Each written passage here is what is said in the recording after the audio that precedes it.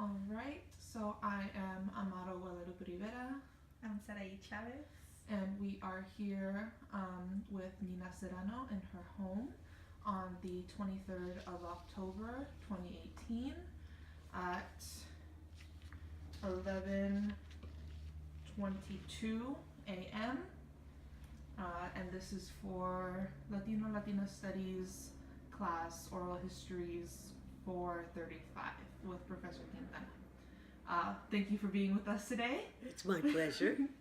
And would you just introduce yourself, say your name, your date of birth, and where you were born? My name, excuse me, my name is Dina Serrano. I was born in New York City on September 1st, 1934.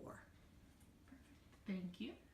And can you please tell us why and how you came to be a community organizer in the Mission District? How? Give me a minute to think of how. I'll start with why. Sure. Why? Because I was already, by the time I got to the Mission District in 1961, when I arrived in San Francisco, I moved into a flat with my family on Dolores Street. I had 2 children and a husband. And we were already deeply committed into social change and community. And we were new. We had just gotten to San Francisco, so I was wide open for community. And El Tecolote didn't come into the picture for another, not 20 years, but I don't know, maybe 18 or 17 or 16, but I was already committed to those feelings and those principles and those ideas. So that's what did it, was that. And then what was the other question was how, and that was why. Mm-hmm. But then there was how. Yes. Well, part of why was that I had 2 small children, so I felt that part of motherhood, parenthood, was creating the world that you wanted your children to live in, and you had to battle the world that you were growing them up in, just to get decent values into them. The schools were bad and had celebrated a lot of evil principles, so that just to raise your children, you had to be on your J all the time about community issues and about public issues. You know, like they were very patriotic, they would celebrate racist holidays, which today they recognize as racist holidays, but then those were sacred holidays. So, you know, the children would bring home from school pilgrims and turkeys, you know, that kind of thing. So that was why. Then how? How, actually my first community involvement was waiting for the J Church on 21st and Church for the kind of a trolley thing that runs there, that would take me to the East Bay Terminal downtown, where I would take the F bus and first arrange with my husband to babysit and go to Berkeley to KPFA, because that was my first community involvement. The first night that I spent in California was at my sister-in-law's house, who was a student at UC Berkeley. And she turned on the radio, or her roommates turned on the radio in the morning, and I heard KPFA. And this is in 1961, where conformity was the rule. And I had just come from Wisconsin, where the senator was Joe McCarthy. So to hear a leftist radio station, I went crazy. I said, "What is that station? I've never heard such things before." And she said, "Oh, that's KPFA, and it's just a few blocks from here." So I went right over there and instantly that was probably my first morning in California. I went down there, talked to the guy who was head of drama and literature, John Leonard, and much to my shock, he was happy to see me. gave me an instant audition and said, "Yeah, you're on." And so, but then came, having to find a place to live in California, and we wanted to live in San Francisco. That was the happening place. That was the whole reason that we came, because I had read about the beatniks. And so I wanted to be part of this really artistic scene that I thought existed there. But when I got there, I'll read you the poem about it if I can find it. Do you mind? No, please. That tells exactly what happened, and I couldn't tell it more succinctly. So I was dying to come here, and so we did. Put the kids and the beds and the washing machine in the back of a red pickup truck and drove to San Francisco. And we had to find a place to live, so we found, immediately we went to the Mission. It was low, this you won't believe, it was low rent. And we had a beautiful flat on Dolores Street, I can't remember, I think it was something like $83 a month. Oh my gosh. Yeah. So, and I loved the neighborhood. It was very much like where I had grown up in New York City, very mixture of people. It was very Irish, and it was very Catholic, and it was just starting. Every once in a while you'd see, say, habla español in a window, but very, very few. So there I was in the Mission District. Why was I telling you that? Oh, I was telling you about the poets in San Francisco. So that's why I came. And this is the poem I wrote about it. Poets in San Francisco, a legend about Anais Nin and Lawrence Ferlinghetti. It feels good to write poems in San Francisco, but it would be better if someone wanted to read, listen, and talk about poems in San Francisco. There's a place where poets meet and love each other. Once I thought it was San Francisco. But when I got there, their coffee houses turned into dress stores. I think where poets meet lies in an inner space between the ribs, the lungs, and hurting loneliness. A poet fills his bag with rose petals and empties it on the head of another poet.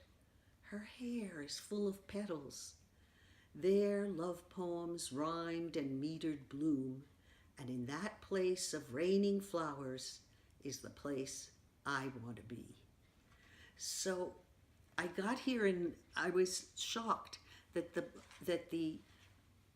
these bohemian poets that I was dying to know and meet were gone. That scene was over. That's always the case. By the time you read about a scene, it's over. Like people may be flocking to the Mission now because they want to be in a Latino neighborhood.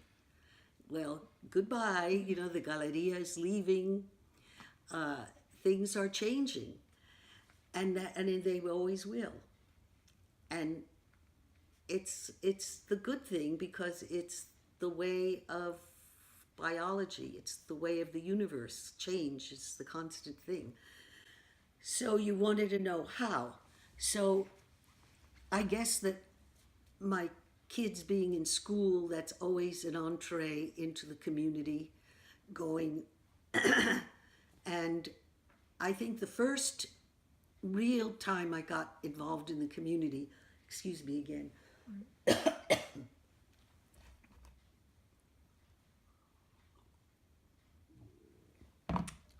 was, what was it? Oh, it was Los Siete de la Raza. Did you ever hear of them? I have never. Okay, well, you wouldn't be doing this today if it wasn't for them. They were Salvadoran youths in the Mission, immigrant kids. and San Francisco State, where you're going to school now, had just started these wonderful programs recruiting what they called minorities, but what we would call today people of color, into the school. And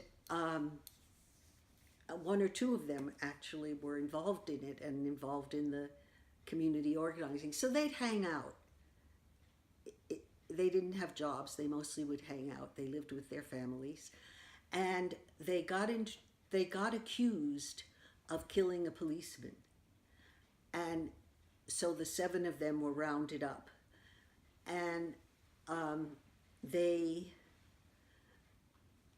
were rounded up, and their friends started a support committee to defend them.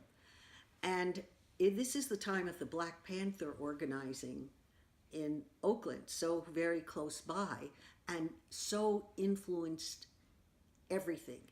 Everything good that has happened was because of the Black Panthers. Whether it was Latino organizing, whether it was women's liberation, gay liberation, that once the Panthers put themselves out there and showed the road to community organizing, it was an idea you just couldn't stop, that the oppressed could speak out. So,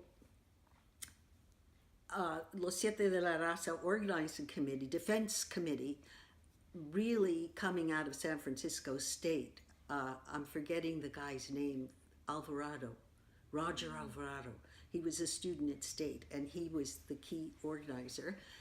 And they opened a coffee shop, Basta Ya, in the Mission. And I started... It's still in the Mission, right? No, doesn't exist. It doesn't exist? It didn't exist very long. Good things often come and go. You know, like those beatnik coffee shops that I came to San Francisco for, they had turned into dress stores. You know, they didn't exist anymore. So, like Galeria de la Raza is Now leaving. in a few days, will be gone. So, okay, so they're organizing, and I'm, excuse me, I'm writing for a alternative free newspaper, a few of them that exist in San Francisco, and I start covering their trial of Los Siete, and that gets me deep into the community, and pretty soon I'm reading my poetry.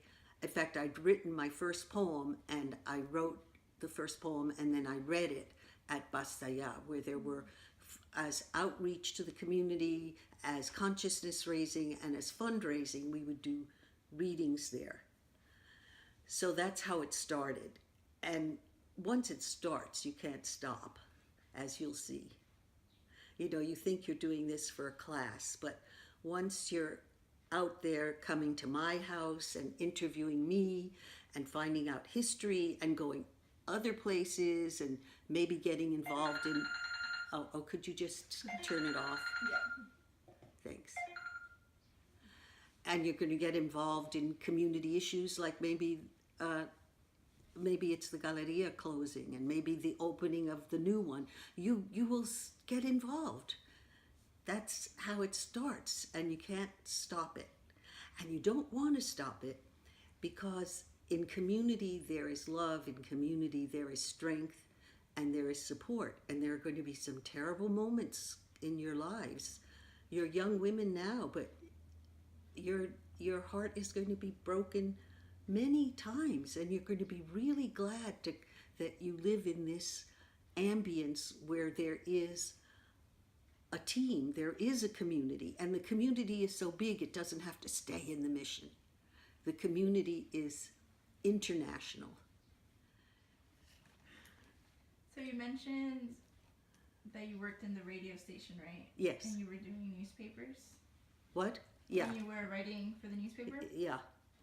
Can you describe more into depth of like the kind of community organizing work you were doing in the Mission?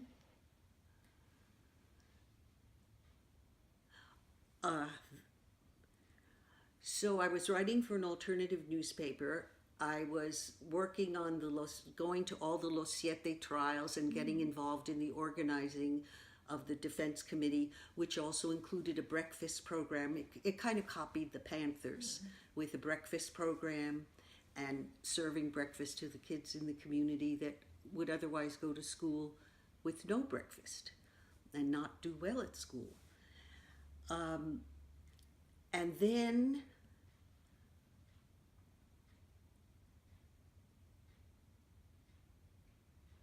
I'm old, so it's hard to remember things. Uh, so, so this is the 1960s, 68, 69, and I think. Oh wait, so I'm at Basta Ya reading poetry, and I meet the other Latino poets, and we start giving poetry readings all over the city. We join the larger poetic community in San Francisco, so that we're in North Beach giving readings at cafes. We're at libraries all over the city, and definitely in the Mission, and we're at the Mission Library also having workshops, and we're led by Roberto Vargas, whose name, if you're doing this community organizing, his name will come up a lot. He was the key figure. He now lives in Texas. So, so the poetry community, the Latino poets get together, and we form a collective called Editorial Pochoche. And after about 10 years, and we published some books. My first book was published by us, but we published Primeros Cantos, This Side and Other Things, poetry by Roberto Vargas and Elias Rusca y Cortez. We published Oración al Hermano Poderoso and El Sol de los de Abajo, which is by Alejandro Murguia, who became the first Latino poet laureate of San Francisco, and Jose Montoya, who was from the Royal Chicano Air Force. That will come up as you study this, but they were more in the valley, more by Sacramento, that area. And then we published Time to Grease, which was an anthology which we did with Glide Publications and Third World Publications, because then we began to expand from being just Latino poets, that we reached out and we were dealing with the Asian poets from Chinatown and Japantown, and the black poets from the Fillmore. And then we put out a magazine, Pochoche, which was Chicano writing and art, and then Tintan, which was the most beautiful, beautiful magazine and bilingual. So and then on our 10th anniversary, we actually lasted long enough for a collective that's pretty difficult, that we put out 3 books of poetry for our 10th anniversary. So that was in literature, and then El Tecolote turned up. All of a sudden there was, in the 70s, there was coming out of San Francisco State again a newspaper that Juan Gonzalez started. And by the 70s, there was a lot of international, well, I was always involved in international things. And by the 70s, it was great to have a newspaper like El Tecolote where you could talk about these issues. And also that's when the Sandinistas started organizing in the Mission in 1974 on 22nd Street. And also that was when the coup in Chile happened in 1973, and we were organizing against that and trying to create support and welcome the Chilean refugees. And so there was a lot, it became international. And then at some point, what's the name of the coffee shop on 24th Street? La Boheme opened. Oh, we were getting all these refugees that suddenly the Mission District was just not a Mexican. By now, this was a Latino neighborhood. The Irish had moved on to other areas, and the Italians. I mean, they were still there, but the Latinos dominated, and refugees were coming in because horrible things were happening in Central America, brutal, and all because of U.S. imperialism, and we were very aware of that.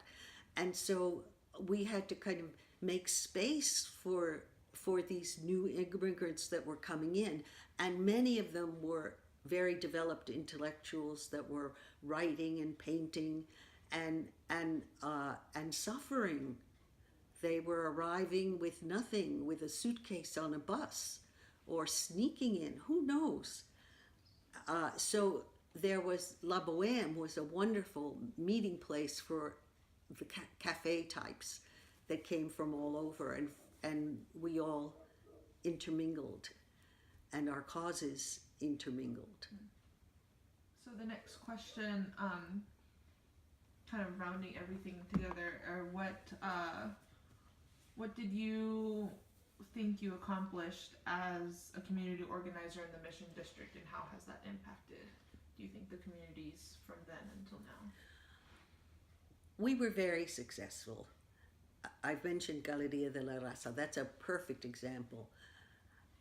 With Galeria de la Raza, we entered the schools because Galeria de la Raza was a resource for the schools. They welcomed the children to come and learn about Mexican culture and come and learn about Dia de los Muertos.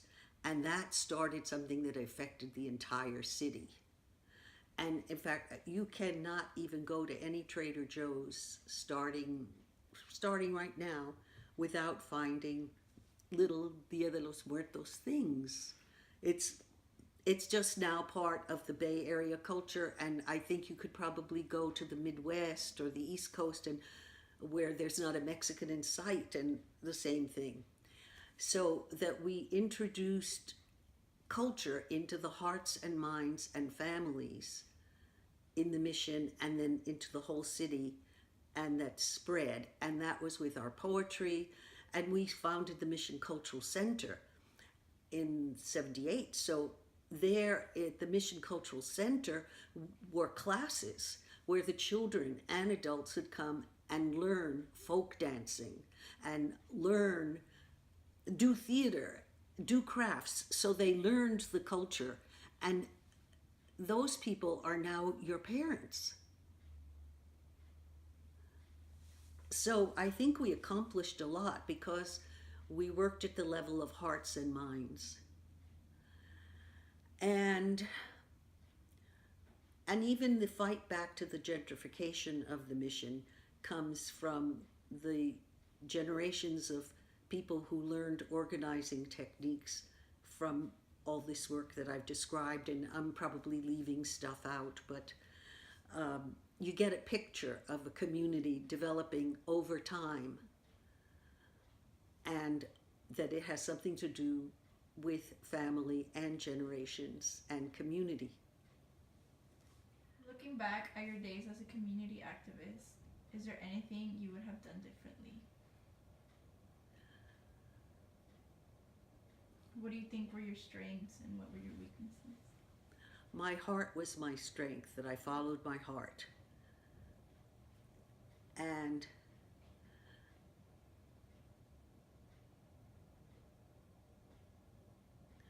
well, I'm not so sure what my weaknesses were, because the other day I was really scared and worried because I knew that I had to do this event with Alice Walker. I don't know if you know who she is, but she's one of the most prominent American novelists, African American actually, novelists and poets. But so she's a superstar. I am not. And I was to host her in Berkeley at a church. And I was very scared that, that I just wouldn't be up to the task. And the whole day I decided I'd spend the day at rest, so I'd be in good shape by the time I got to Berkeley in the evening, because it's hard for me now in the evening to be lively and stuff. So, but I didn't spend it at rest. I just didn't have any activities, but I spent the whole day beating myself up. Oh, you didn't do this. You are really no good. You should have a list of questions. Everybody who does interviews has a list of questions. And you think just because you've done this for 55 years on the radio and you never have a list of questions, that you could just go in there without the questions and you're going to do a good hosting job just by listening. And through listening, comment and draw into a conversation with the person. You are really no good and lazy, and you're covering it up by thinking this is one of your strengths.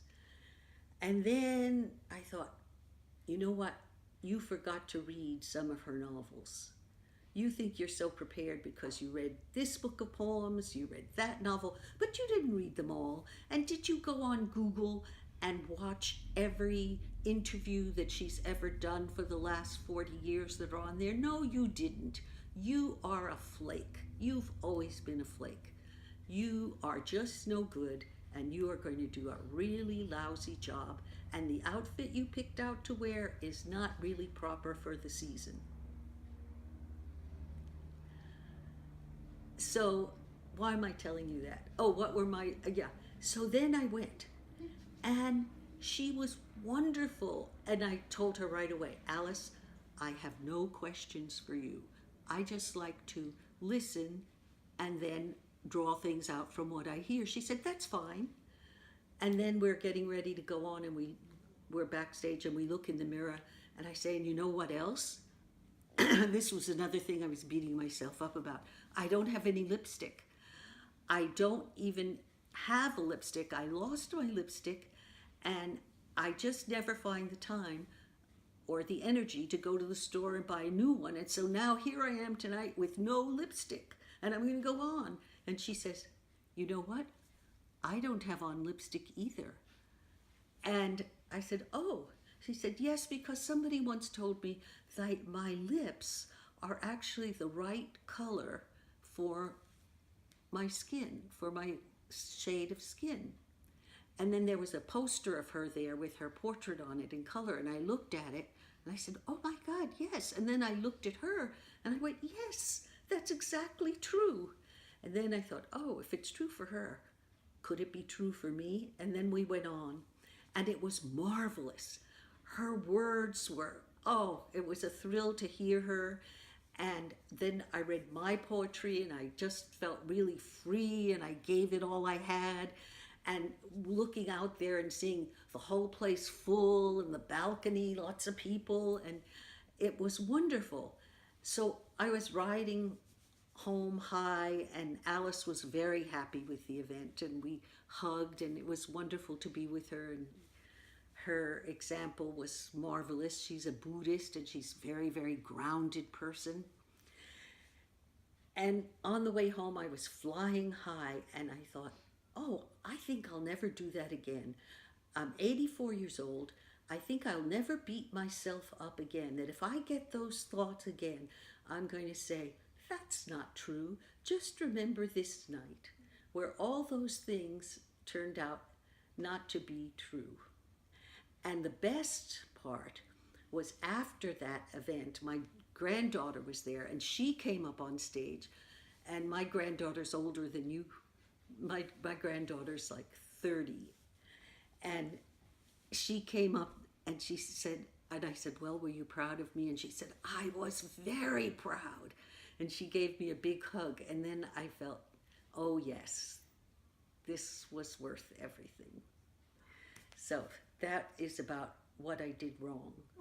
In fact, I haven't done anything wrong. I'm perfectly right, and so are all of you that are watching this today. We're right. We're not wrong. All right. So, moving on to the next question.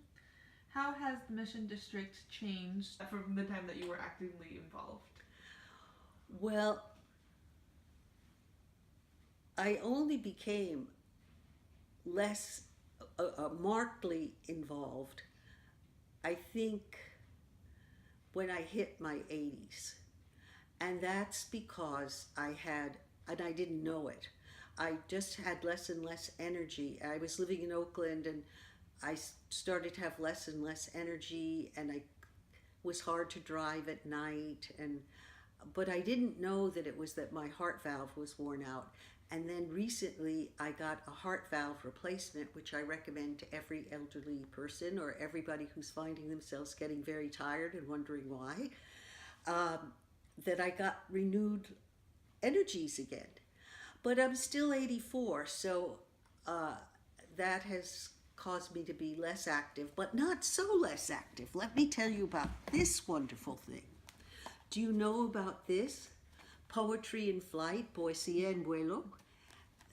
This I did with Eva Martinez and with Francisco X Alarcon. This cover is by Juan Fuentes, who is a major Chicano artist and a real friend of El Tecolote. He's done countless covers.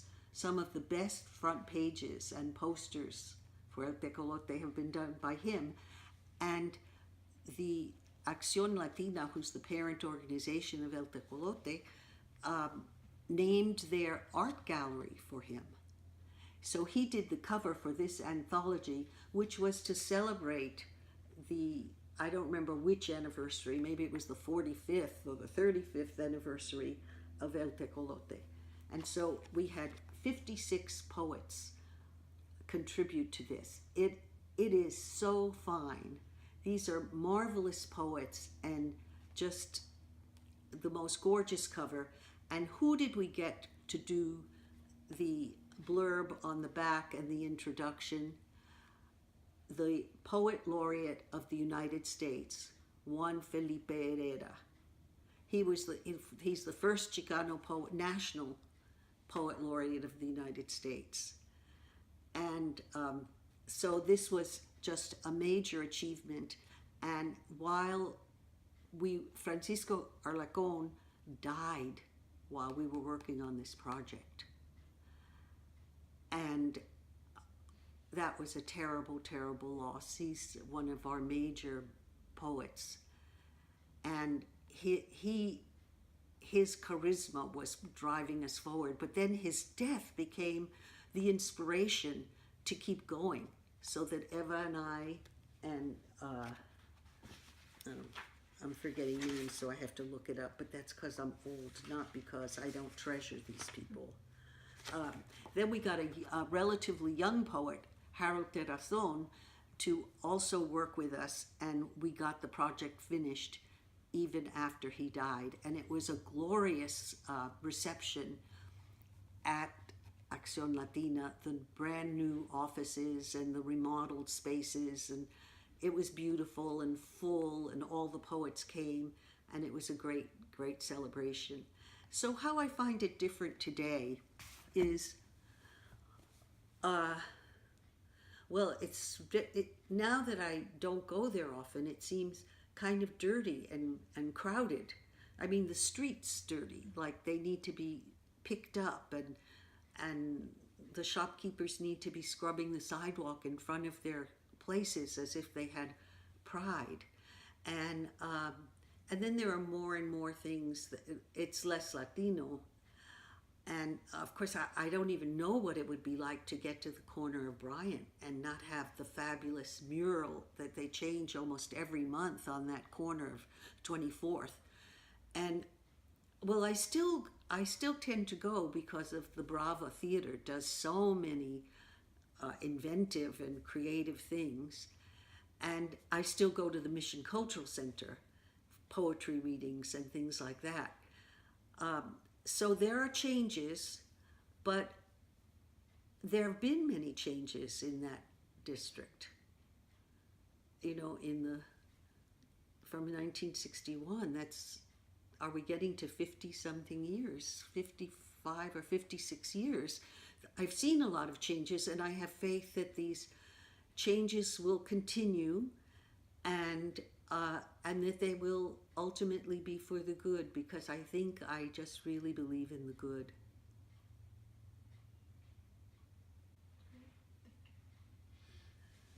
So the next question is, from your vast experiences, what would you say are the characteristics of a good community organizer? Good health.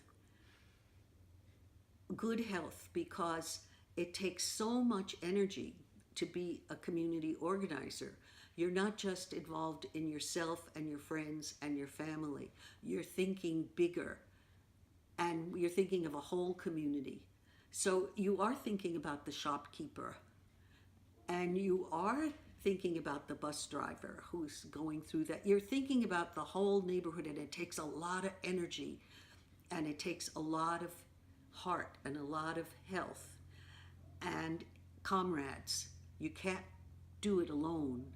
So keeping your relationships good and strong and valuing them and celebrating together, you know, and fight like hell to keep your spaces where you get to celebrate together. And creating celebrations for each thing you do so your community gets to value itself and recognize itself over decades. That's what I think about community organizing. And for me, poetry has been, and the arts have been the place that I organize from, because that's my place. All right. So, what advice would you give young people today who see themselves as community organizers? Take care of your health, take care of your friends. Keep learning. Try to stay positive. Though they say that hate is a great motivator in fighting the enemy, I wouldn't say feed your hate. I'd say feed your love, the love of your community. And involve the children. You have to involve the children. You have to be thinking long term. So you must involve the children. And also you need them because they have so much to offer and teach us. So lastly, do you feel you have fulfilled the purpose of your life? No. That's why I'm still alive. And my life just keeps evolving. When at my last birthday, 84, I thought, how could this keep going on? Am I going to be 100? People are now living 100, 105. How could this just keep going on? One day, I know it has to end, and I hope it doesn't hurt. And, but the story just keeps evolving and shocking me. Like that I have a new book out. I wish I could show it to you. It's not here, but I'll show you something related to it. This is from the program of a play that I did that with Judith Binder and Paul Richards, my husband, wrote in 1976, and was 2 years ago produced in Texas at a high school, the story of Ethel and Julius Rosenberg. And now it's going to be produced in Canada, and in 2 weeks I'm going to Toronto for the opening of the play. How could this keep going on? And then Paul Richards, my husband, has a press, Estuary Press. And so he's put out a new book of the story of Ethel and Julius Rosenberg. So we have a new book coming out, which I'm going to take to Toronto, that has 2 different versions of the play, one for community theaters, that small cast, and one for high school theaters and college theaters, big casts.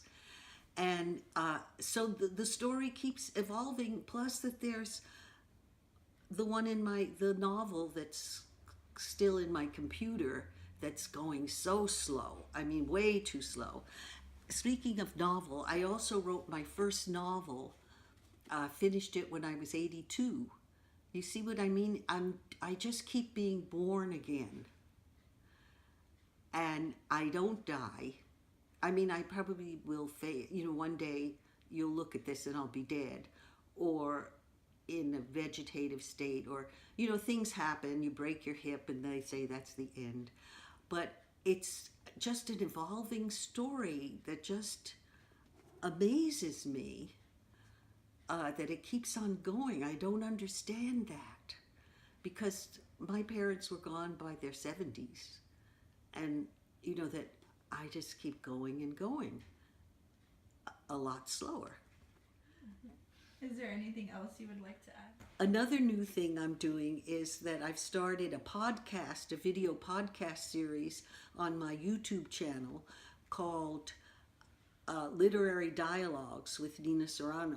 We want to thank you again Oh, for you're welcome. meeting with us and taking the time. Oh, my pleasure. And yeah, thank you so much. you so That was much. beautiful. Oh, great.